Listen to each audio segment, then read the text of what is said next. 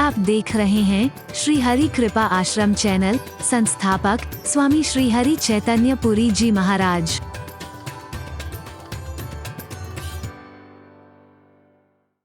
दुखता के हम और संसार के अपने कर्म के वशीभूत, वासनाओं के वशीभूत आने वाले दुखों से द्रवित होते हैं। उसको अगर दुखी देखा है तो या तो किसी को दुखी देख करके दुखी होता देखा है या किसी के प्यार में दुखी होता, और कोई नहीं। सुख और दुख में समान भाव दिखाई देगा, समान भाव दिखाई देगा। वो गौचारण करता है तो वही स्थिति है, द्वारकाधीश बन जाता है तो वही स्थिति है। हरि बोलना। बड़े दरबार में शिशुपाल 100 गालियां देता है तो वही स्थिति है, और लोग स्तुति करते हैं तब भी वही स्थिति है। हरि बोल। योग वियोग भोग भल मंदा, हित अनहित मध्यम ब्रह्म फंदा, सिद्ध करके दिखा है। और स्वयं अध्यात्म में नित्य प्रवृत्त रहता है, तब तुम्हें सिखा रहा है। हमारे उद्देश्य का प्रभाव कब पड़ेगा? जब हम अपने जीवन के आचरण में उतार करके सिखाने की कोशिश करेंगे। अगर मेरा कन्हैया अध्यात्म में नित्य प्रवृत्त ना होता, वो परमात्मा है, एक क्षण के लिए इसे भूल जाओ, मानव रूप में है इसे मान लो, क्योंकि शंकाएं तुम लोग तभी तो करते हो जब उसे मानव समझते हो। अगर परमात्मा समझते हो, सर्वशक्तिमान, तो सारी शंकाएं अपने आप निर्मूल हो जाती, फिर कहां रहती?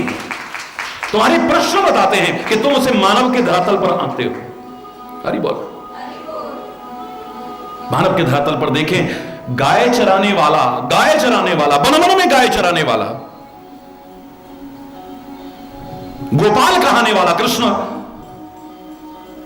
अचानक मौका पड़ते ही गीता का वो महान दिव्य अद्वितीय अलौकिक संदेश कैसे दे देता है दुनिया को? विचार कीजिए, कहां से आया वो? कहां से आया है?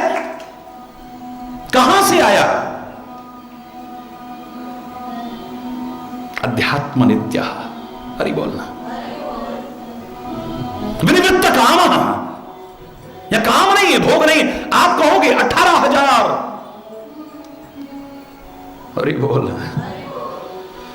कैसी कैसी लीलाएं, कैसी कैसी लीलाएं, कैसी कैसी क्रीड़ाएं, पता नहीं क्या क्या कहोगे, क्या क्या कहोगे। इसलिए उसे मालूम था कि तुम शंका करोगे, इसलिए पहले से एक पट्टा दे गया है, ठप्पा लगा गया है। उसने मोर पंख धारण किया है। क्या किया है? मोर पंख धारण किया है। मोर पंख धारण करके शायद ये बताना चाहता है कि लोगों के मन में कल को संदेह होगा कि कृष्ण योगी राज नहीं, भोगी राज है। इतनी गोपियां, इतनी रानियां, इतनी पटरानियां, इतनी संतानें, ये कैसे हो सकता है? अगर आपको जानकारी हो तो मोर एक ऐसा जीव है जो भोग विलास नहीं करता है। कहते हैं मोर नृत्य जब करता है ना, अपने पंखों को देख करके मस्त होता है, ऊपर बादलों को, घनश्याम को देख करके मस्त होता है।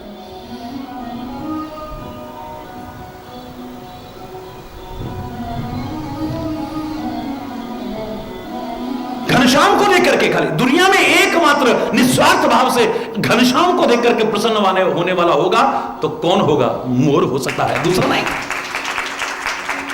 मोर कौन सी भाषा का शब्द है बताइए? है कहीं किसी भाषा में शब्द नहीं मिलेगा मोर।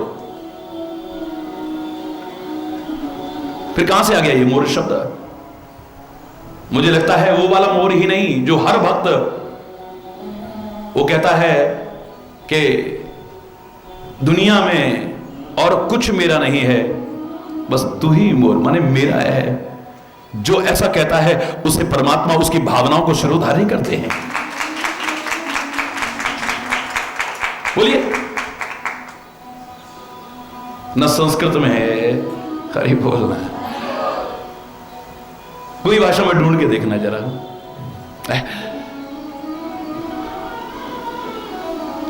हरि बोल। मोर पंखों को धारणा, तो वो जब नृत्य करता है, मस्त होकर के नाचता है, मोरनी आसपास मंडराती रहती है, कहते हैं, वो देखा भी होगा। नाचते नाचते जब उसका ध्यान अपने पैरों पर जाता है, गदले पैरों पर, तो कहते हैं उसकी आंखों से आंसू टपक पड़ते हैं। उन आंसुओं को पी करके वो मोरनी गर्भवती हो जाती है, संतान उत्पन्न हो जाती है, लेकिन भोग विलास के कहीं दर्शन ही नहीं है। मोर पंख धारण करके, मेरे मोर पंख धारण करने के मैंने अनेक अर्थ किए थे। ब्रज के लोग इतने शोषित थे, इतने पीड़ित थे, अभावग्रस्त थे, दुखी थे कंस के अत्याचारों से। ये चाहता तो मुकुट लगाना भी चाहता तो सोने चांदी का मुकुट लगा सकता था, हीरे जवाहरात का मुकुट लगा सकता। 9 लाख गाय जिसके घर में हो, एक हैसियत थी। लेकिन इन सारे ब्रज के गोप ग्वालों में अगर अपनापन का एहसास कराना है तो इनके अनुसार ही रहना पड़ेगा। स्कूल के अंदर अगर एक व्यक्ति गाड़ी में बैठ करके आए और एक आदमी पैदल आए, एक बड़े कीमती वस्त्र पहन करके आए और एक फटे पहनकर, एक कृष्ण और सुदामा ही हो सकते हैं जहां मित्रता हो जाए, वरना यहां तो सगों को भी कोई अपना कहने का, अरे सगों को भी अपना कहने में शर्म आएगी अगर फटे हाथ देखोगे तो। अगर मैं ऐश्वर्य परिपूर्ण जीवन जीऊंगा ये मुझसे दूर भागेंगे, अपनापन जागृत नहीं होगा। बोलिए,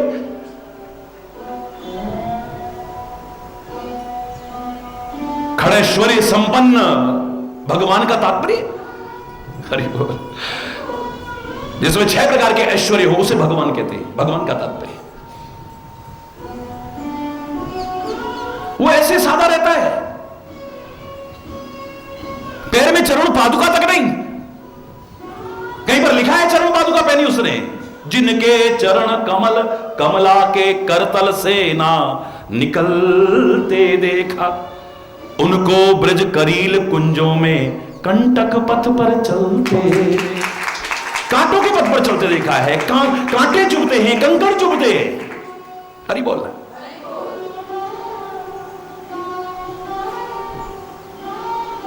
सारी सृष्टि का मालिक लौकिक रूप में अगर आया है तो फिर भी नंद का पुत्र।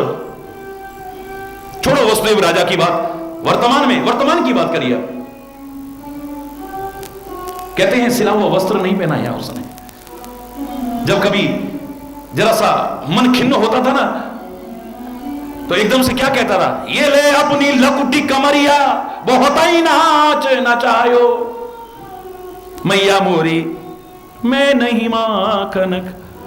पकड़ अपनी लाठी, पकड़ अपना कंबल होता था खाली, काली कमलिया। हरि बोलना।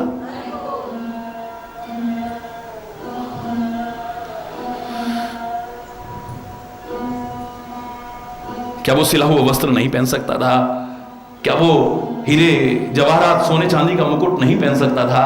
क्या पैरों में बहुत सुंदर चरणों में चरण पादुका नहीं पहन सकता था? इस तरह से रहना, सबके अंदर अपना भाव जागे। जो समाज के ठुकराए हुए वर्ग हैं, पीड़ित वर्ग हैं, विक्षित वर्ग हैं। आज क्या स्थिति है? हमने भगवान कृष्ण के, अरे देखो ठाकुर जी को, वो देखो जो हीरा जवाहरात लगे हुए वहां में, वो देखो, उस पे ध्यान जाएगा, ठाकुर जी पे ध्यान नहीं जाता। ज्यादातर देखो आज का फूल बंगला के दर्शन है, फूल बंगले के दर्शन होते, ठाकुर जी के दर्शन नहीं। हरि बोलना, क्षमा चाहते हुए कहूंगा। आज का के दर्शन 56 भोग के दर्शन है, पता नहीं कितने जन्मों के भुक्कड़ है। मैं 56 भोग के दर्शन है, ठाकुर जी के दर्शन उस समय भूल जाते हो ना, क्षमा चाहते हुए कहूंगा। बोलिए, आज उसके लिए सोने चांदी हीरे जवाहरात भर करके रख दिए हमने, जो ब्रज में इस दशा में रहा, इस दशा में रहा। उसका क्या परिणाम हुआ? जिसने हमारी रक्षा करनी थी, अब उसकी रक्षा के लिए बाहर बॉडीगार्ड खड़े करने पड़ते हैं, बंदूक वाले खड़े करने पड़ते हैं, भाले वाले खड़े करने पड़ते हैं, लाठी वाले खड़े। क्यों? जिस मंदिर में, जिस स्थल में ये हीरे जवाहरात सोने चांदी भरे होंगे, क्या होगा फिर? बोलो, वो रक्षा करेगा या उसकी रक्षा के लिए वहां बिठाया जाएगा कोई? अरे बोल।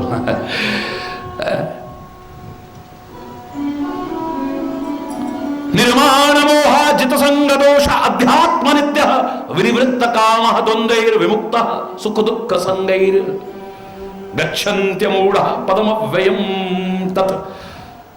हरि बोल। कौन मान मद तजु निवेही, कौन है मानो और मद न छू गया हो। एक मदन मोहन ऐसा है, यानी परमात्मा ऐसा है, उसे नहीं छू सकता है। और मैं दावे से कह रहा हूं जो परमात्मा का परम भक्त बन जाता है उसे भी नहीं छू सकता है। मान शब्द कहीं पर अच्छा नहीं लगेगा, कहीं पर अच्छा नहीं। मान कह लो तो अच्छा नहीं लगेगा, बोलो लगेगा अच्छा? मेहमान, अरे बोल, एक दिन अच्छा लगेगा, 2 दिन अच्छा लगेगा, 3 दिन अच्छा लगेगा, 4 दिन अच्छा लगेगा, 5वें दिन हरी बोल।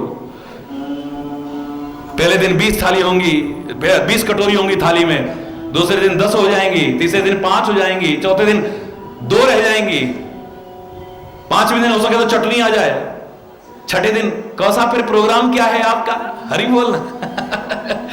मेहमान उसी को कहते हैं जो ज्यादा दिन नहीं टिकता है। क्यों हमारे संतों ने कहा था कि सुख सपना दुख बुदबुदा दोनों हैं मेहमान, और मेहमान उसी को कहते हैं जो ज्यादा दिन नहीं रहता है, ना सुख रहा है ना दुख हमेशा रहा है, हमेशा नहीं रहा है। जो हमेशा के लिए टिक करके घर में रहे उसे मेहमान नहीं, घर का सदस्य कहते हैं। जो आता रहे जाता रहे उसे मेहमान कहते हैं, हरी बोलना। तो सुख सपना दुख बुदबुदा दोनों हैं मेहमान, सबका आदर कीजिए जो भेजे भगवान, हरी बोलना। आ जा भैया, धन्यवाद। लेकिन बस मेहमान तक ही ठीक है। एक दिन झेल लेगा आदमी, 2 दिन झेल लेगा, 3 दिन झेल लेगा, क्योंकि उसके नखरे भी वैसे होते हैं। यहां बैठे बैठे खाने को चाहिए, अरे बोलना। दुनिया भर के नखरे होंगे। आदमी अपने घर में तो सूखी रोटी भी 2 दिन की बासी भी उसको भी फेंकेगा नहीं, उसी पर जरा सा कुछ लगाएगा, एक किनारे दुबक्कर की चाय खा लेगा, अरे बोलना। दुनिया के सामने न भी खाए, अंदर अगर सूखी रोटी खाएगा बाहर पकवान बताएगा। और इसमें कोई अपने घर का भेद हर जगह कहना भी नहीं चाहिए, अरे बोलना।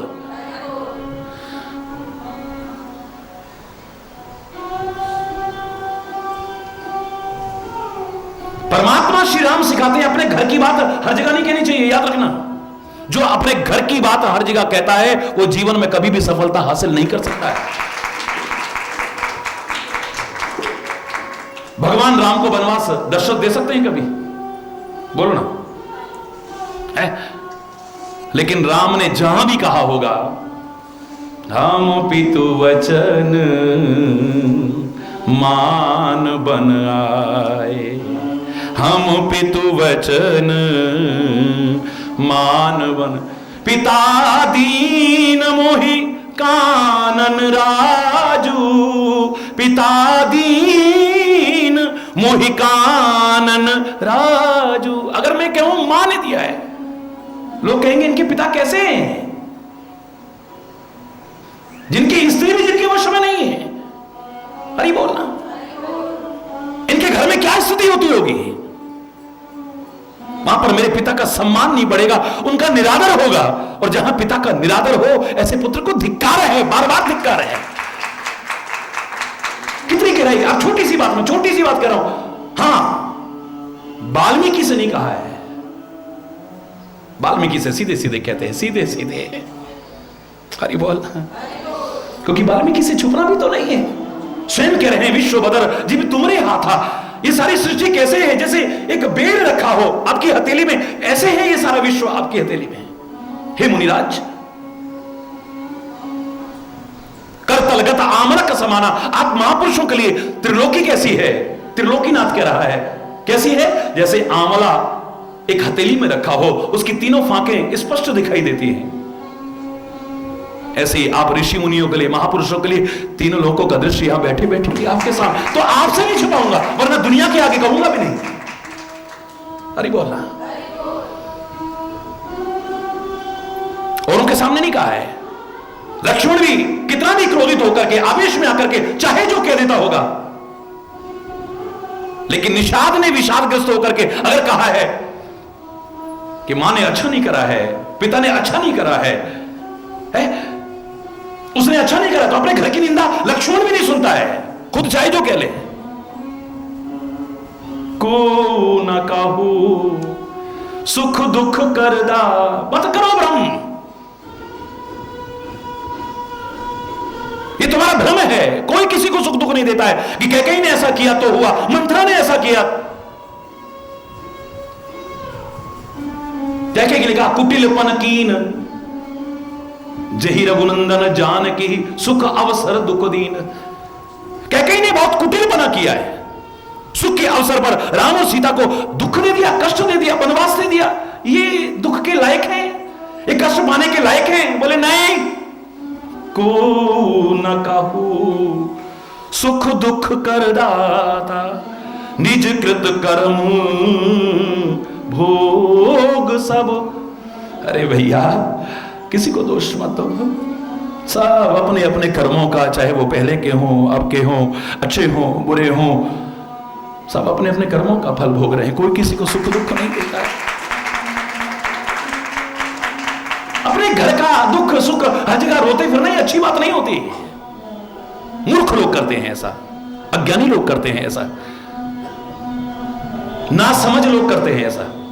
हरि बोलना, ये परमात्मा सिखा रहे हैं, मर्यादा पुरुषोत्तम यही मर्यादाएं तो सिखा रहे हैं, जिनको हमने अपना लिया तो हमारे जीवन कल्याण के पथ पर आगे ना बढ़े, कैसा हो जाए? हरि बोल। ये छोटी छोटी बातें ही तो हमारे जीवन की वास्तविकता को उजागर करते हैं, हमारे स्तर को, हमारे रहन सहन को, हमारे चिंतन को उजागर करते हैं। मैं तो कहूंगा आदमी बोले ना भी, अगर कोई जानकार है ना, ताड़ने वाले कयामत की नजर रखते हैं, लिफाफा देख के मजमून भांप लेते इसमें क्या लिखा है। अरे बोलना, ताड़ने वाले कयामत की नजर रखते हैं। वो इंग्लिश में भी कहते हैं ना, the face is the index of mind, your face is the index of mind. आपके मस्तिष्क में क्या चल रहा है, अगर कोई पढ़ने वाला हो ना, आपके चेहरे को देख करके बता सकता है? अरे बोल, उसे तुम्हारी जन्मपत्री देखने की जरूरत नहीं है, तुम्हारी कर्मपत्री देखने की जरूरत नहीं है, तुम्हारा चेहरा देख के बता सकता, तुम्हारे हाव भाव देख करके बता, तुम्हारा चलना, तुम्हारा बोलना, तुम्हारा बैठना, तुम्हारा हिलना डुलना, भोजन करने का तरीका, ये सब बता देता है कहां जी रहे हो तुम, कहां जी रहे हो। लाख तुम अच्छे बनने की कोशिश करो और दूसरों को बुरा कहते रहो, लेकिन सब बता देगा। अरे बोलना, जोर से बोलना। तो मान मद से कोई नहीं बच पाया है। मैं ये अर्थ नहीं करूंगा, मैं करूंगा कि कौन है ऐसा जो मान मद जिसे छू भी ना गया, कौन है? तो मान अच्छा कहीं नहीं लगेगा। मैं जो कह रहा था, अरे बोल, मान अच्छा कहीं नहीं लगेगा। मान वैसा अकेला बेचारा हो तो, मेहमान हो तो है, मान जहां भी जुड़ा है, एकमात्र अगर अच्छा लगा है तो कहां? हनुमान में अच्छा लगा है। क्योंकि भक्त में अगर मान होगा भी तो उसमें हनन हो जाएगा, मान का बच नहीं सकता है मान। हनुमान का तात्पर्य खाली टेढ़ी ठोड़ी वाला नहीं, जिसकी हनु टेढ़ी हो गई थी इंद्र के वज्र से, खाली इतना अर्थ मत करो, ये तो सारी दुनिया जानती है। आध्यात्मिक जगत में बैठ करके आध्यात्मिक और सूक्ष्म अर्थ करो। कौन है हनुमान? जिसने मान का हनन कर दिया है, गलत कर दिया है अभिमान, वो है हनुमान। नष्ट कर दिया है।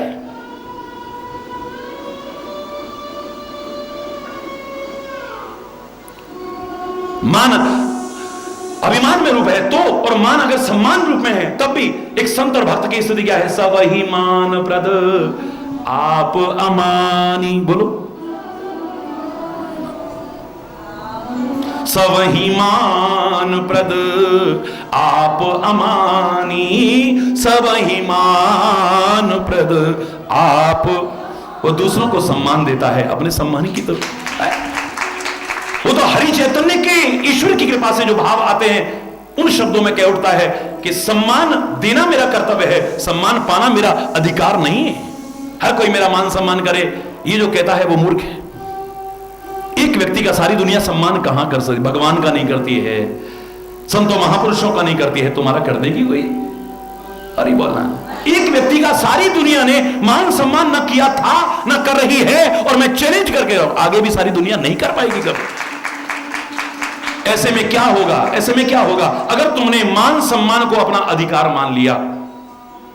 असंख्य लोगों ने भी तुम्हें मान सम्मान दे दिया, पर किसी एक ने न दिया, तो अनगिनत लोग जो तुम्हें मान सम्मान दे रहे हैं उससे इतनी प्रसन्नता नहीं होगी।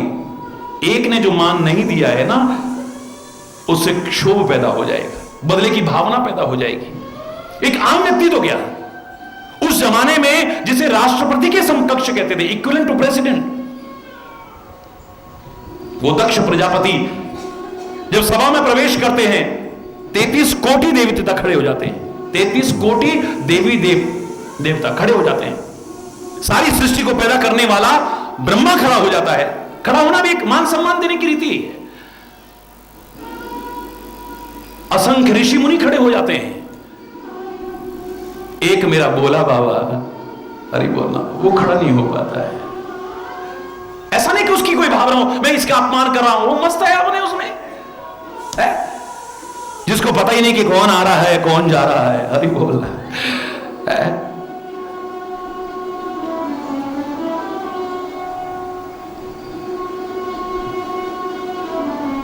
33 कोटि देवी देवताओं ने उठकर के सम्मान किया। असंख्य ऋषि मुनियों ने उठकर के सम्मान किया। सारी सृष्टि को पैदा करने वाले ब्रह्मा जी ने उठकर के सम्मान किया।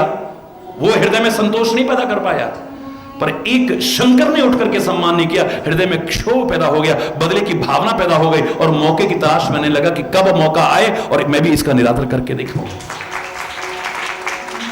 यज्ञ में भाग न देकर के निरादर करने का ही तो एक हरि बोलना, जिसे देख करके सती का मन व्यथित हुआ था। हरि बोल। एक संत, एक भक्त अपने सम्मान के लिए नहीं मरता है, किसी का सम्मान कम न हो जाए इसके लिए प्रयासरत रहता है।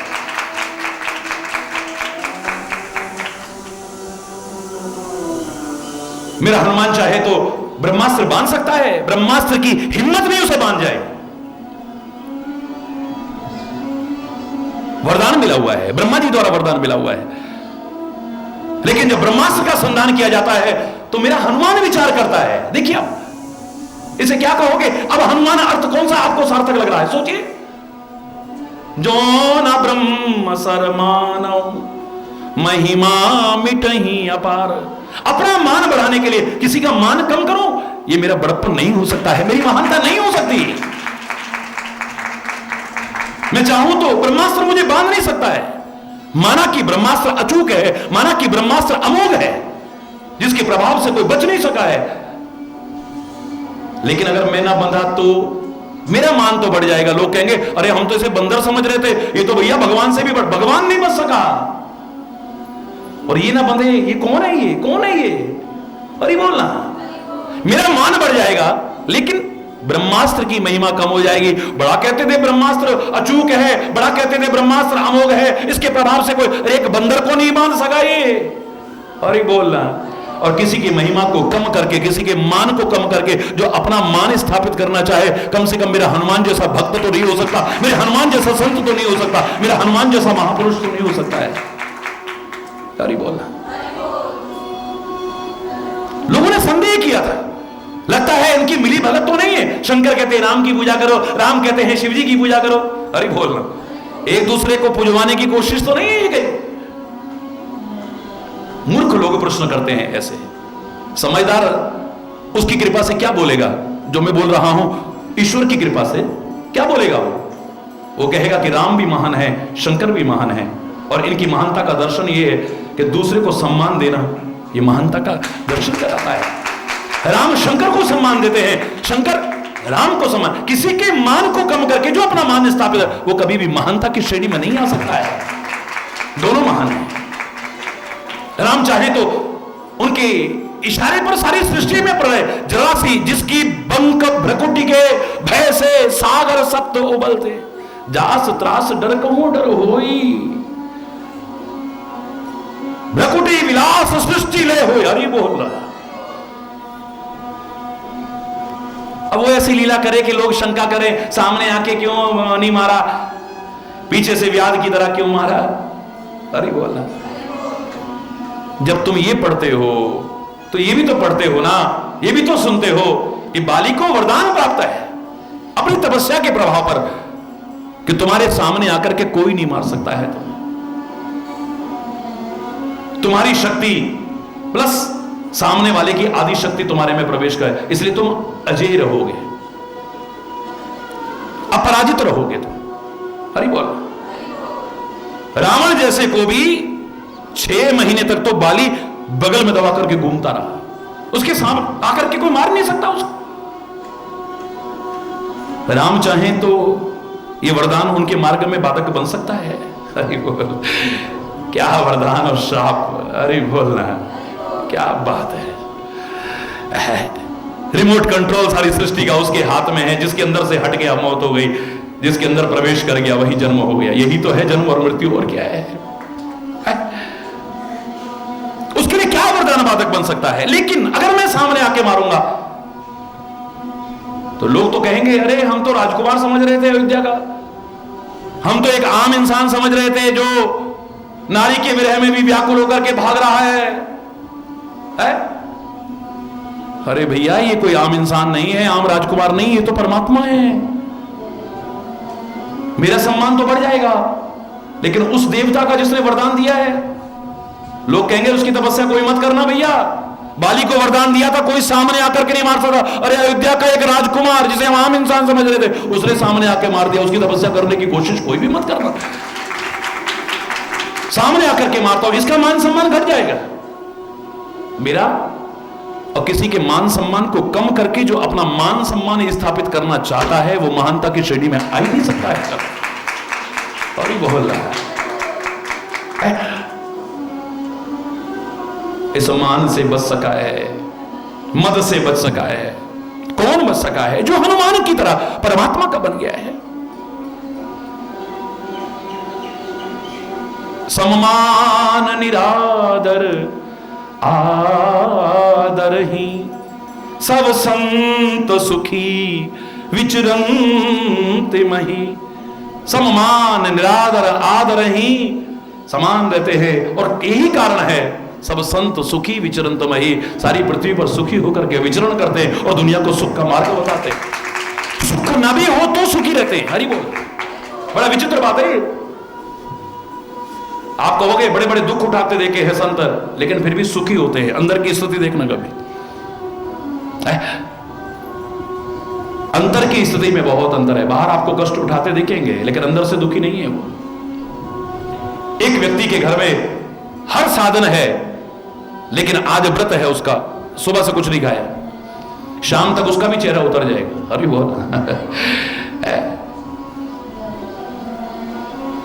और एक भिखारी को सुबह से कुछ नहीं मिला है, शाम तक उसका भी चेहरा उतर जाएगा। बाहर दोनों की स्थिति एक जैसी हो सकती है, हो सकती है, हो सकता है 1 दिन में हो जाए, 2 दिन में हो जाए, 3 दिन में हो जाए, किसी वजह से। लेकिन अंतर की स्थिति, एक को कल्पना लगी हाय कोई मिल जाए तो मुझे दे दे, हाय कोई मिल जाए तो मुझे दे दे और मैं खा लूं, और एक को संतुष्टि का भाव है कि मेरे पास तो सब कुछ है लेकिन व्रत है इसलिए मुझे नहीं खाना है। संतुष्टि, परम संतोष का भाव है उसके मन में। बाह्य स्थिति अलग अलग हो सकती है और एक जैसी हो, लेकिन अंतर की स्थिति में कितना, हरि बोलना, अंतर की स्थिति में अंतर है। सब संत सुखी विचरंते मही, दुख उठाते हुए भी सुखी विचरण करते हैं। वाह, क्योंकि समान है सुख में, दुख में, मान में, अपमान में, यश में, अपयश में, अनुकूलता में और प्रतिकूलता में बराबर का भाव है।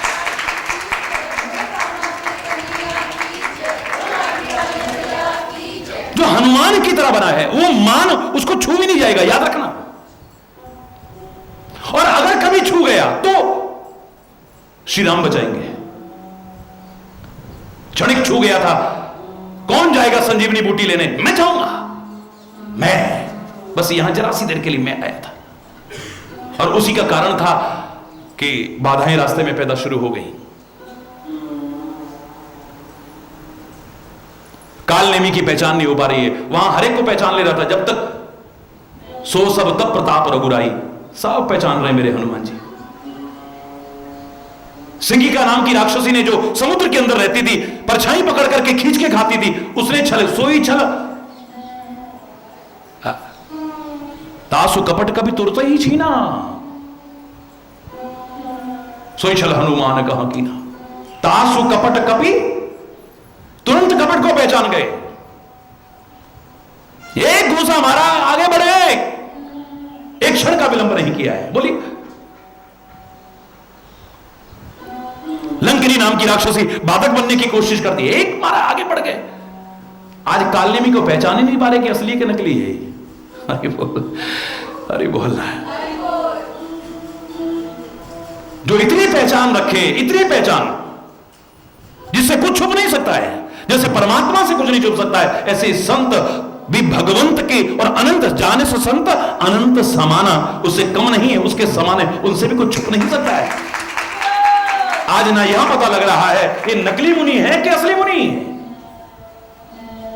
और सारी पहचान बताई थी उसने, सुखेन वैद्य ने, लेकिन वहां जाकर के संजीवनी बूटी की पहचान नहीं हो रही है। अरे बोल, पूरा पहाड़ उखाड़ा, इतनी सी बूटी से काम चल सकता था, इतनी सी मेहनत से काम, अब इतनी मेहनत करनी पड़ रही है। ताकत का वर्णन करेंगे तो मैं भी कहूंगा कि पहाड़ उठा करके लाए, लेकिन इतनी सी मेहनत जहां करनी पड़े वहां इतनी मेहनत क्यों? हरि बोला। शायद यही कारण है दुनिया की मूर्छा को दूर करने वाला एक क्षण को मूर्छित हो गया है। लगता है मेरे राम कहते हैं ये बिल्कुल भरत के समकक्ष भक्त है मेरा, इसका इलाज इसके समकक्ष भगत भरत से ही करवाता हूं। बिना फर का तीर मारना, मुझे लगता है इंजेक्शन लगाया, खाली एक इंजेक्शन लगाया है हल्का सा। मूर्छित होकर के नीचे आ पड़े, राम राम बोले। सामान्य स्थिति में आदमी नाटक कर सकता है, ढोंग कर सकता है, पाखंड कर सकता है, दिखावा कर सकता है, लेकिन मूर्छित अवस्था में नहीं। मूर्छा में भी जो परमात्मा का नाम ले रहा है वो ढोंगी पाखंडी नहीं हो सकता है। ये मेरे से क्या अपराध हो गया? हे स्वामी, पहले ही मुझसे कितने अपराध हुए। अगर मैं मन वचन कर्म से आपका ही आश्रय लिए हुए हूं, मेरे मन में कोई दुर्भावना नहीं है, मेरे मन में यही आया था अयोध्या पर कोई संकट ना आ जाए।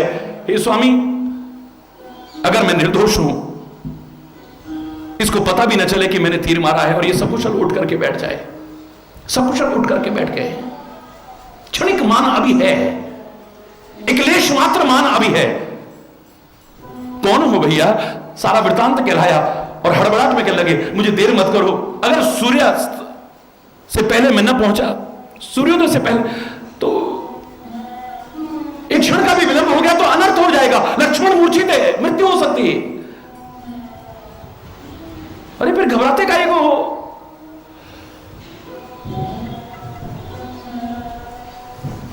बैठो, पर्वत सहित मेरे तीर पर बैठो, अभी युद्ध भूमि में एक क्षण में पहुंचाता हूं, एक क्षण में। कहां अयोध्या, कहां लंका? अरे बोलना, अभी भी थोड़ी सी बाकी है। अभी मोरे भार चलही की बाना। हे भरत जी, मेरा भार जानते हो कितना है, और ऊपर से पर्वत, ये तुम्हारा तीर कैसे चलेगा? उन्होंने कहा राम कृपा से। संत और भक्त कई बार इशारे में वो कह देते हैं जो आप लोग महीनों लंबी लंबी बातें करके नहीं कह सकते हो, और समझदार को इशारा काफी है। पर्दे खुल गए, मैं अपना अभिमान करने लगा, मैं क्या हूं? अरे अब जरूरत नहीं है तेरे तीर की भैया, हटा के रख, नमन है तेरे चरणों में, तूने मेरी आंखें खोल दी है। मैं कह रहा था आज इतनी देर क्यों लग रही है, इतनी रुकावटें क्यों आ रही हैं, इतनी से सुगम कार्य भी इतने कठिन क्यों होते जा रहे हैं? खोल दिया तूने, अब तो मैं समय पर पहुंच जाऊंगा। कैसे? बोले अपने इस मान जो क्षणिक आ गया था उसके कारण भगवान से दूर हो गया था मैं, अब तूने पर्दा खोल दिया है। अगर तू राम का नाम लेकर के पर्वत सहित मुझे क्षण भर में वहां पहुंचा सकता है तो राम का नाम लेकर के मैं क्यों ना पहुंचाऊंगा वहां पर? जब एक बार राम कह करके, जय श्री राम कह करके सागर को, 100 योजन सागर को मैं पार कर सकता हूं, तो अब कौन सी बात है? यहां मैं चला प्रभंजन सुत बल भाखी, रामायण में पढ़ी आप, प्रभंजन सुत, वहां पर श्री राम का बल बखान करके चलता था, यहां क्षणिक आया है अपना बल। ले मेरे लिए क्या, मैं अभी गया और अभी आया, बस प्रभु आप चिंता मत करो। प्रभंजन, प्रभंजन माने वायु, प्रभंजन सुत वायुपुत्र बल भाकी, यानी का राम का बल बखान करता हुआ, बल बखान करता हुआ जा रहा है। अरे बोलना, बस वहीं से रुकावटें शुरू हो गई। मान आ नहीं सकता है, और अगर किसी कारण क्षणिक आ भी जाए, आग क्यों लगाई है, क्यों लगाई है? और उस समय मैंने कहा कि कनक भूद्राकार शरीरा, कनक के समान भूद्राकार शरीर हो गया है, पहाड़ जैसा शरीर। मुझे लगता है अगर भक्त में कहीं जरा सा किंचित मात्र खोट होगा भी, तो जैसे सोना जल करके नष्ट नहीं होता है, उसका खोट दूर हो जाता है, ऐसे ही भक्त का परमात्मा कृपा करके जो खोट होगा उसको भी दूर कर देते हैं। अरे बोल, मैं हनुमान के लिए कह रहा, ये हमारे लिए प्रेरक उदाहरण है सारे। वो तो परमात्मा के स्वरूप हैं, उनके प्रति किंचित मात्र भी संदेह मत करना। लेकिन हमारे लिए शिक्षा है। नारद को मामूली समझ रहे हैं आप? दुनिया ने कथाओं का नाश मार करके रख दिया है। मैंने तो अगर नारद शब्द की परिभाषा दी हो तो मैं सरल शब्दों में उसके नाम में परिभाषा ढूंढता हूं कि जिसको कोई रद्द ना कर सके वो है नारद। हमें अरे बड़ो नारद मुनि है भैया। जरा कोई इधर से लड़ाने बिड़ाने वाली बात करे, शर्म आनी चाहिए हमें। ऐसे महापुरुषों के नाम का कितना दुरुपयोग करते हैं हम। कैसा महापुरुष है जानते हैं आप? कौन है विश्व मुनि? माया है भगवान की। बोलिए, माया है। अब इस माया के परिवार की तो बात कर रहे हैं, तो इसलिए मैं नारद जी की बात बीच में ला रहा हूं। आप मजाक उड़ा सकते हो, देखा बंदर जैसी शक्ल थी ना, इसलिए उसने सबकी तरफ देखा, पर जेहि दिस बैठे नारद फूली तेहि दिस तेहि ना बिलोके भूली। भूल करके उधर नहीं देखा है। मुनि पुनि मुनि उकसई अकुलाई। हरि बोल। मुनिराज यूं करते हैं लेकिन वो देखती ही नहीं है उधर, भूल करके भी नहीं देखती है। क्यों क्यों नहीं देखती है बताइए ना जरा। ये माया की हिम्मत है। नारद की तरफ तो क्या, जिस दिशा में नारद बैठा है उधर भी देखने की हिम्मत नहीं हो सकती है। चैलेंज करके कह रहा हूं। अरे बोलना जरा गहराई से ढूंढोगे तो रत्न निकलेंगे, अनमोल रत्न निकलेंगे अंदर से। खाली नारद पर माया का प्रभाव क्या पड़ेगा? जेहि दिशि नारद बैठे हो, जिस दिशा में। क्यों? बाकी लोग तो बंदर की शक्ल वाले नहीं थे, उनकी तरफ क्यों नहीं देखा भाई? अर्थ ढूंढो इसका। जिस दिशा में नारद बैठा है उस दिशा तरफ देखने की माया की हिम्मत नहीं हो सकती है, क्योंकि मायापति का सेवक बैठा हुआ है वहां। नारद को माध्यम बनाया है हमको सिखाने के लिए कि जब ऐसो ऐसो में अभिमान आ जाता है तो तुम ये अभिमान मत करना कि हमें अभिमान नहीं होता है। अरे बोल, मुझे अभिमान नहीं है, ये भी एक बहुत बड़ा अभिमान है। अरे बोल, जब ऐसो ऐसो की हालत होती है तो तुम्हारी क्या होगी? जब पांडवों की जो भगवान के इतने करीब थे उन्होंने जुआ खेला तो या, और तुम जुआ खेलोगे तो तुम्हारी क्या हालत होगी?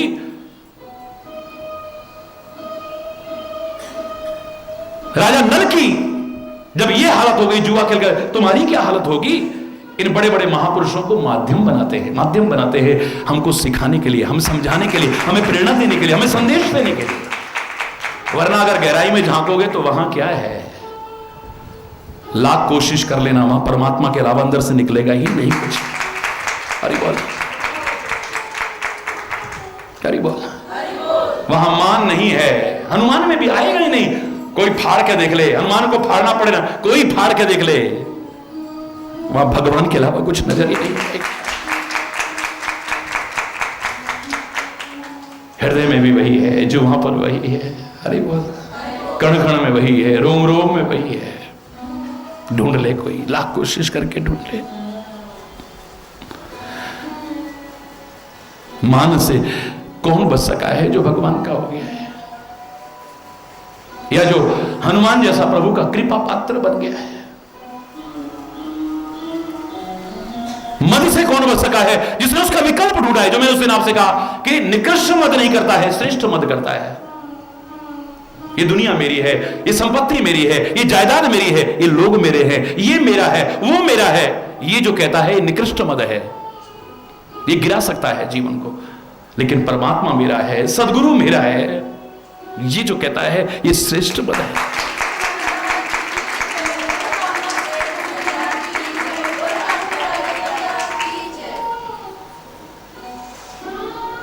मद बुरा है, लेकिन श्रीमद भागवत, श्रीमद भगवत गीता, श्रीमद देवी भागवत है, इनमें से किसी को भी अपना लो, उद्धार हो जाएगा तुम्हारा। अरे बोल रहा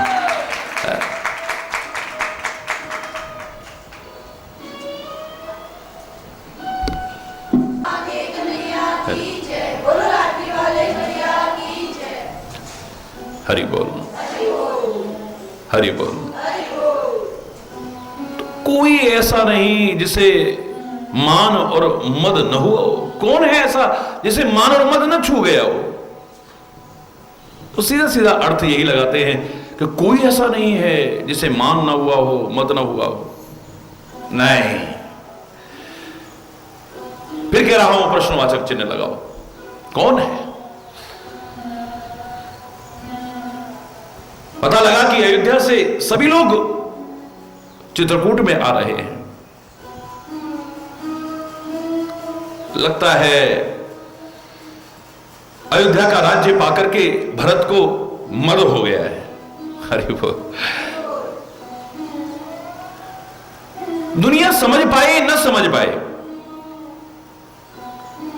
दुनिया हमारे बारे में जो निष्कर्ष निकाले वो ठीक है या गलत है, लेकिन अगर आप परमात्मा का हृदय से स्मरण करते हुए सत्य मार्ग पर चल रहे हैं, भक्ति मार्ग पर चल रहे हैं, धर्म मार्ग पर चल रहे हैं, तो दुनिया तो क्या परमात्मा तुम्हारी गवाही देने को तैयार हो जाएगा कि तुम कैसे हो।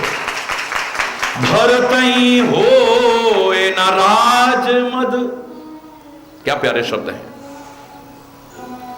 राजमद तो का कोई भी मद नहीं हो सकता है। भरतई हो न राजमद, और अयोध्या का राज्य विधि हरिहर पद पाए। उसे ब्रह्मा बना के देख लो, उसे विष्णु बना करके देख लो, उसे शंकर का पद देगा, दुनिया का जो सर्वोच्च पद है वो देख करके देख लो, लेकिन मेरे भरत को कभी भी अभिमान नहीं हो सकता है। परमात्मा गवाही देंगे तुम्हें। मेरे भक्त के सच्चे भक्त के हृदय में कभी अभिमान, अगर अभिमान शब्द उसके जीवन में प्रवेश करेगा तो बस इतना प्रवेश कर सकता है, अस अभिमान जाए जन भोरे, सेवक हम रघुपति पति मोरे। ऐसा अभिमान तो परमात्मा हमारे दिल से कभी जाने मत देना कि हम आपके सेवक हैं और आप हमारे स्वामी हैं। वरना कोई दुनिया का कोई भी अहंकार छू भी जाए, अरे बोल, सवाल ही नहीं है।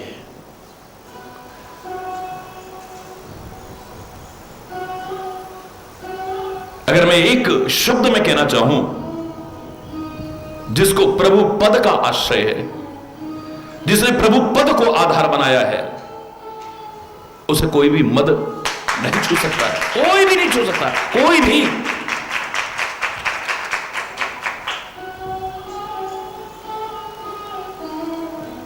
जिसने परमात्मा की और सदगुरु के चरण का आश्रय लिया है, उसके इन सारे विकारों का हरण अवश्य हो जाएगा, सवाल ही नहीं ना होगा।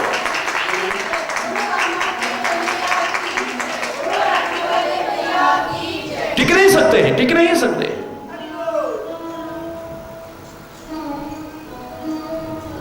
जौवन ज्वर के ही नहीं बलकावा, ममता के ही कर यशना नसावा, ममता के ही कर यशना नसावा। अरे बोल,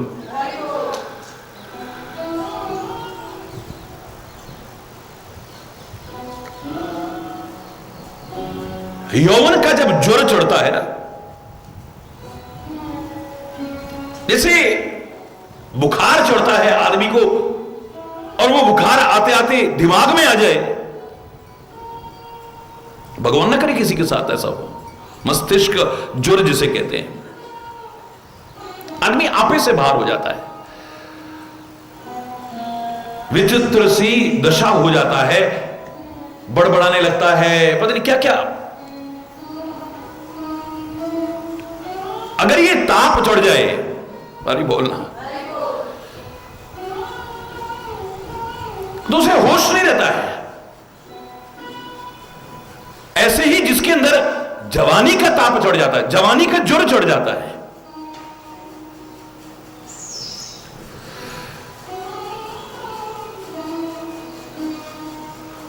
इतिहास उठा करके देखिए कि वो भी आपे से बाहर हो जाता है। जिसने अपनी जवानी का सदुपयोग किया है, अपनी शक्ति का सदुपयोग किया है, अपनी सामर्थ्य का सदुपयोग किया है, उसका तो नहीं कह सकता हूं, वरना तो अरे बोलना।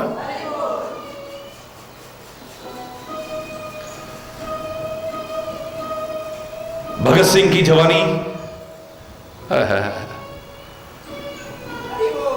हर एक की जवानी जो चढ़ गई हो, हर एक की जवानी सुना हमने। जवानी मतलब जवान से। धन्य है ऐसी जवानी, धन्य है ऐसी जवानी।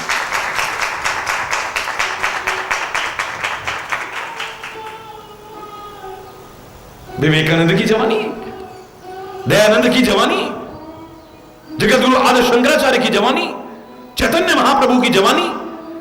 हरि बोल रहा। ये दुनिया को अनोखी जवानी नहीं चढ़ती है, उनको भी आती है जवानी। हरि बोल रहा। लेकिन जहां परमात्मा की हो मेहरबानी तो कैसे खराब हो जाएगी जवानी। हरि बोल रहा। वरना तो जो बड़े बड़े दम भरते ना, हम और हमारे बच्चे, हम और कब फिसल जाते पता ही नहीं चलता है। जो धर्म से विमुख है, जो अध्यात्म से विमुख है, जो सत्संग से विमुख है, जो सद्गुरु की शरण से विमुख है, कब हरि बोलना।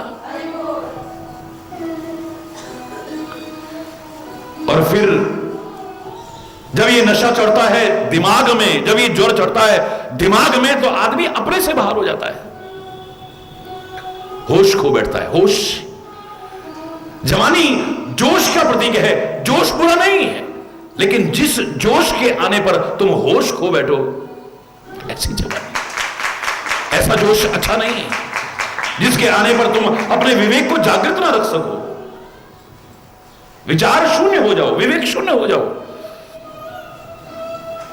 तुम्हारा बोध न रह सके, तुम्हें होश ना रहे कि मैं क्या बोल रहा हूं, क्या नहीं बोल रहा हूं, क्या बोलना चाहिए, क्या नहीं बोलना चाहिए, कैसे रहना चाहिए, कैसे नहीं रहना चाहिए। मूर्खों जैसी हर कोई मजाक उड़ाएगा तुम्हारी जिंदगी का।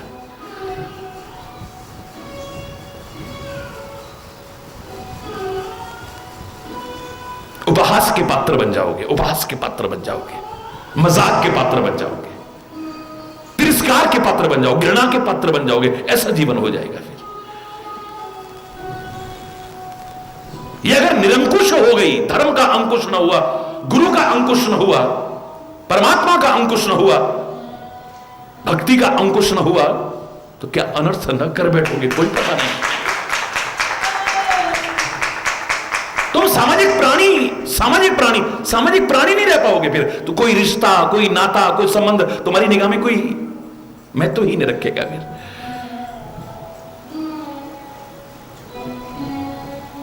हरि बोलना, सब विकृत कर बैठोगे, बेकार कर बैठोगे। किसी का मान नहीं, किसी का सम्मान नहीं, किसी की मर्यादा नहीं, मर्यादा विहीन हो जाओगे। और मर्यादा विहीन जीवन तो कब नष्ट हो जाता है पता ही नहीं चलता है। जिस नदी को हमने सीमा और मर्यादा में देखा है, वो चाहे हमारी परम आदरणीय गंगा मैया हो या कोई भी नदी क्यों ना हो, वो अपने किनारे बसे लोगों को जीवन देती है, प्राण देती है, जल देती है, अन्न देती है, धान देती है, सब कुछ देती है। और कभी बाढ़ आने पर भगवान ना करे वो अपनी सीमा और मर्यादा को छोड़ दे, तो किनारे बसे लोगों को जीवन देगी नहीं, उनके प्राण लेने वाली बन जाएगी, उनकी जान लेने वाली बन जाएगी, उनको जिंदगी देगी नहीं। सागर जब तक अपनी सीमा और मर्यादा के अंदर है, सारे विश्व का भला कर रहा है, याद रखना। भगवान न करे कभी समुद्र अपनी सीमा और मर्यादा को अगर छोड़ बैठा, तो सोच करके ही सिहरन पैदा होती है, कल्पना मात्र से सिहरन पैदा होती है। चारों ओर विनाश ही विनाश होगा, विनाश ही विनाश, और कुछ भी नहीं होगा।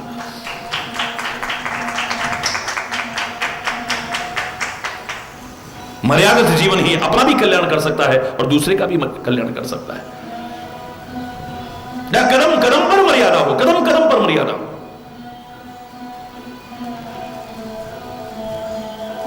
आदमी को जब ये चंद मद इकट्ठे होते हैं ना,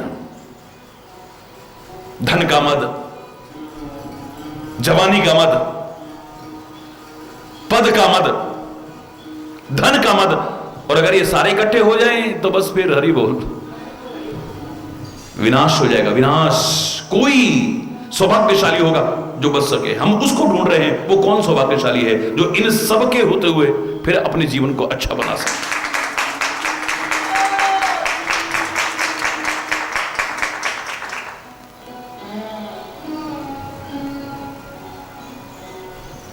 यौवन की जड़ ने किसको अपने आपे से बाहर ना कर दिया हो, यानी सबको कर दिया नहीं, किसको नहीं किया है, हमें उसे ढूंढना है, उसे आदर्श बनाना है, वरना हकीकत है ये।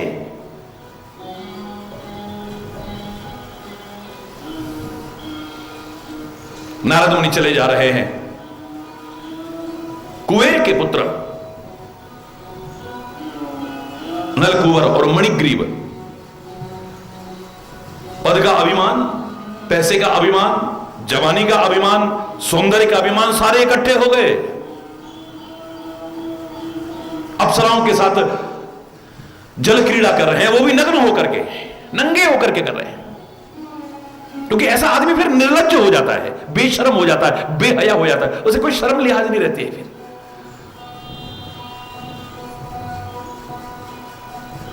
जल क्रीड़ाएं कर रहे हैं, वो भी नग्न होकर के कर रहे हैं। नारद मुनि आगे से निकले, वो नारियां तो फिर भी लिहाज करके सम्मान करते हुए वहां से निकल करके वस्त्र पहन पहन करके भागने लगी, लेकिन ये कुबेर जैसे अधिपति के है बेटे, हरि बोलना, बेशर्म, निर्लज्ज, बेहया होकर के नग्न ही सामने खड़े हो गए, नंगे।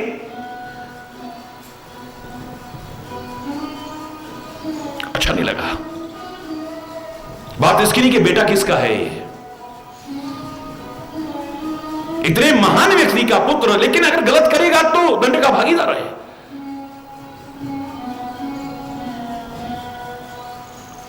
श्राप दिया है, हरि बोलना, से जड़ की तरह खड़े हो जाओ, वृक्ष की योनि में चले जाओ, तुम स्वर्गलोक के रहने वाले, जाओ पृथ्वी पर वृक्ष बन करके। लेकिन महापुरुषों की विशेषता है, अगर वो हमारी गलती पर ताड़ित करते हैं, दंडित करते हैं, तो क्षमा याचना करने पर क्षमा भी कर देते हैं और उस दंड से मुक्ति का उपाय भी बता देते हैं। पैरों में गिरे हैं, क्षमा याचना करिए,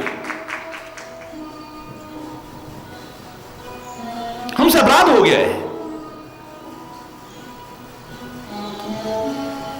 वैसे मैं आपसे कह दूं कि अगर कोई संत, कोई महापुरुष, कोई बड़े बुजुर्ग अगर कभी गुस्से में श्राप भी दे तो तुम्हारे जीवन का कल्याण होगा, और दुष्ट अगर तुम्हारे साथ मधुर व्यवहार भी करे तो भी तुम्हारे जीवन का कल्याण नहीं होगा यार। अब कृपा करके कहते हैं, तुलसी कहता है हमारे महापुरुषों की विशेषता है,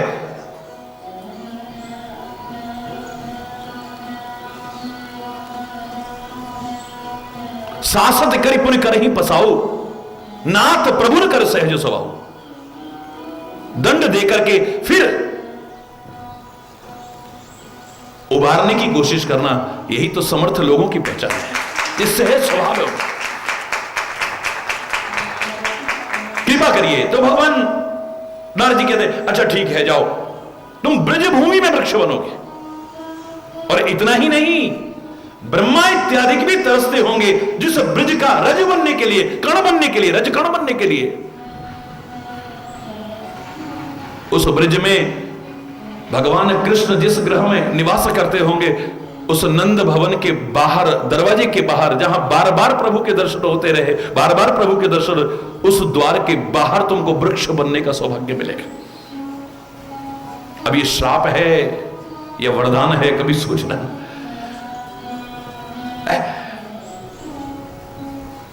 और इतना ही नहीं, तुम्हारी जो मुक्ति होगी, तुम्हारा जो उद्धार होगा,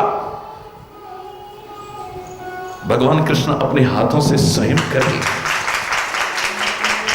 खुद बंधन में बंद करके, उखल के बंधन में बंद करके, और तुम्हें बंधन से विमुक्त कराएंगे। वाह, हरि बोलना। कई बार लगता है कि महापुरुषों ने हमें श्राप दिया होगा, ऋषि मुनियों ने श्राप, मैं कह रहा हूं उनका श्राप भी हमारे कल्याण का कारण बनेगा। तब लगे ना लगे, वो देते नहीं, हमारे कर्मों के कारण मिलता है, अगर मिला होगा कहीं भी तो। लेकिन गलती का एहसास करके क्षमा याचना की है तो जो उन्होंने दिया है बड़े बड़े तपस्वियों को नहीं मिला होगा। अहिल्या के मन में कितना दुर्भाव आया था कि मेरे पति गौतम ऋषि कितने सर्वज्ञ हैं, अंतर्यामी हैं, क्या इनको पता नहीं कि मेरी कोई गलती नहीं है, मुझे श्राप क्यों दिया, जाओ जड़ हो जाओ, मेरी क्या गलती थी, कोई अंतर्यामी नहीं है, इनको पता ही नहीं है। लेकिन जब प्रभु ने चरण रज देकर के उद्धार किया तब उस अहिल्या के शब्द सुनिए, मुनि श्राप जो दीना अति भल कीना, भल नहीं, अच्छा नहीं, अति भल कीना, बहुत अच्छा किया, परम अनुग्रह में माना, अनुग्रह नहीं, मेरे पर तो परम अनुग्रह किया है मुनिराज। आज अगर ऐसा न होता तो स्वयं प्रभु कृपा करके अपने चरण रज देने के लिए मेरे पास पधारे, हम चरण रज लेना चाहते हैं, कोई जबरदस्ती हमें चरण रज दे, ऐसा विलक्षण उदाहरण है, विलक्षण उदाहरण है। ये काहे का परिणाम है, अगर आज मुझे मुनि ने अगर क्रोध में आकर के श्राप न दिया होता तो इतना महान जीवन की उपलब्धि मुझे कैसे प्राप्त होगी। लेकिन मैं जो कहना चाह रहा था, ये यौवन का जो जोर है ये आपे से बाहर कर देता है आदमी को, ऐसा दिमाग में चढ़ जाता है कि आदमी अरे बोल रहा है, जोर से बोल रहा है,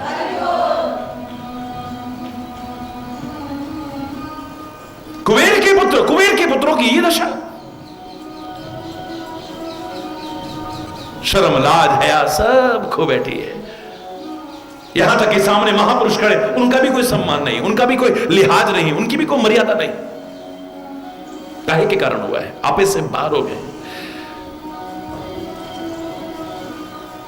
अगर उदाहरण सुनाने लगूं तो एक महान ग्रंथ तैयार हो जाए अलग से, लेकिन इससे अच्छा उदाहरण क्या मिलेगा कि द्वारिका के पास बड़े बड़े ऋषि मुनि पधारे हैं, जिनमें दुर्वासा भी हैं, अत्रि भी हैं, बड़े बड़े ऋषि मुनि, बड़े बड़े ऋषि मुनि।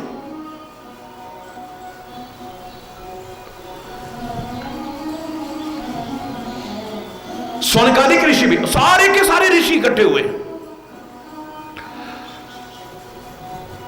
पता लगा लोग जा रहे हैं, लेकिन भगवान कृष्ण के बेटे, भगवान कृष्ण के बेटे, हरि बोल।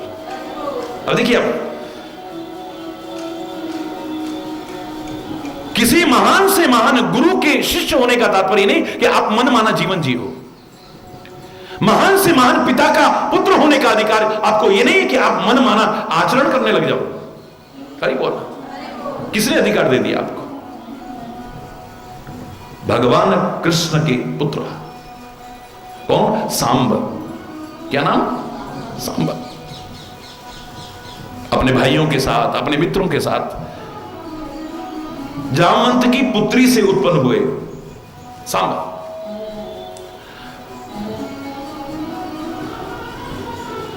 ये सारे के सारे मन में ये भाव लेकर के कि चलो आज ऋषि मुनि बड़ा कहते हैं, लोग अंतर्यामी हैं, इनकी परीक्षा करके आते हैं और इनका मजाक उड़ा के आते हैं। यौवन ज्वर के ही नहीं बल का, इसी के लिए कहा, इसी के लिए कहा। एक तरफ राज्य मद है, एक तरफ जवानी का मद है, एक तरफ ताकत का मद है, धन का मद है, रूप का मद है, पता नहीं कौन कौन से मद, ये सारे इकट्ठे हो गए हैं।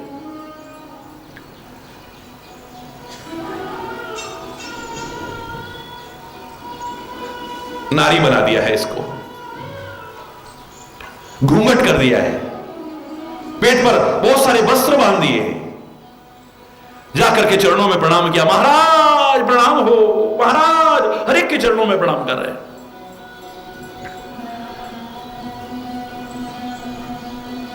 महाराज एक गर्भवती है, इसकी संतान होने वाली है, ये संकोच से पूछ नहीं सकेगी। हम पूछ रहे हैं महाराज इसका पुत्र होगा या पुत्री होगी, क्या होगा महाराज? दुर्वासा ऋषि ने उनके हाव भाव देखे। मैंने कल कहा था ना, face is index of mind. आदमी की चेहरे के हाव भाव देख करके ताड़ने वाला होना चाहिए, पता लग जाता है कि इसके दिल में क्या छुपा हुआ है। अच्छा, हरि बोल रहा।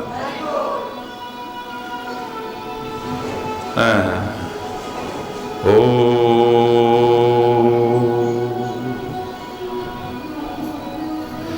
सारा विश्व बेर की तरह जिनकी हथेली पर रखा हुआ हो, आंवले के फल की तरह रखा हो, जिसकी तीनों फांके यानी तीनों लोगों का जो बैठे बैठे यहां दृश्य देख सके, उन ऋषि मुनियों की सर्वज्ञता का सर्वथा उपहास करने का प्रयास था। अच्छा, जाओ, न बेटा होगा न बेटी होगी, इसके गर्भ से मूसल पैदा होगा, और वो मूसल तुम्हारे सारे यादव कुल को खत्म करके रहेगा, नाश कर देगा तुम्हारा। अरे बोल, इससे बड़ा उदाहरण मेरे शायद दूसरा और नहीं मिलेगा मुझे। अब हालत हुई खराब, भागे वहां से, भागे। क्षमा याचना कर लेते तो शायद मुक्ति का उपाय मेरे महापुरुष बता देते, लेकिन भागे वहां से। राज्यसभा में पहुंचे हैं तो सबसे बुजुर्ग वहां थे उग्रसेन, उनके सामने वृतांत बताया गया। हरि बोल।